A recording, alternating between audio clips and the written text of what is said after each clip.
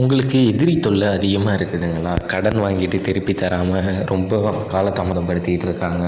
சில பேருக்கு எதுக்கு எதிரி இருக்காங்கன்னே தெரியாது. எதிரி ரொம்ப தொல்லை கொடுத்துட்ருக்காங்களா? ஃபோட்டோவை வச்சு ஈஸியாக எதிரியை வசியம் பண்ண முடியும். எதிரியை ஸ்தம்பனம் பண்ண முடியும். ஸ்தம்பனம்னாக்கா அவங்கள அடங்கி ஒடங்கி நம்மள்ட்ட இருக்கிற மாதிரி பண்ண முடியும். அது எந்த வகையிலையா இருந்தாலும் சரி. நிறைய பேர் ரொம்ப குடைச்சல் கொடுப்பாங்க. சுத்தமாக முடியாமல் இருக்கும். சில பேர் நிறையா பணத்தை வாங்கிட்டு ஏமாற்றிட்டு தராமல் இருப்பாங்க. கடன் பிரச்சனை, எவ்வளோ பெரிய எதிரியாக இருந்தாலும் சரி, அவங்க நம்மள்ட்ட அடங்கி ஒடங்கி நிற்கிற மாதிரி பண்ணிடலாம். அது எவ்வளோ பெரிய ஆளாக இருந்தாலும் சரி, கரெக்டாக பண்ணிடலாம். அவங்களோட ஃபோட்டோவை வச்சு நம்ம சுடுகாட்டு பூஜையில் நம்ம பண்ணியிருக்கலாம். நேற்று கூட நான் ஒருத்தவங்களுக்கு அதுதான் பண்ணியிருந்தேன். எதிரி தொல்லை சுத்தமாக இருக்காது. உங்கள்கிட்ட அடங்கி ஒடங்கி நிற்பாங்க. எதிரி தொல்லை நீங்கிறது மட்டும் இல்லாமல் அவங்களே உங்கள்கிட்ட அடங்கி ஒடங்கி நிற்பாங்க. கான்டாக்ட் பண்ணுங்கள். முழு விவரத்தையும் சொல்கிறேன். இது எவ்வளோ ஆகும் என்னன்னு. சுத்தமாக எதிரி இருக்க மாட்டாங்க. வாழ்க வளமுடன்.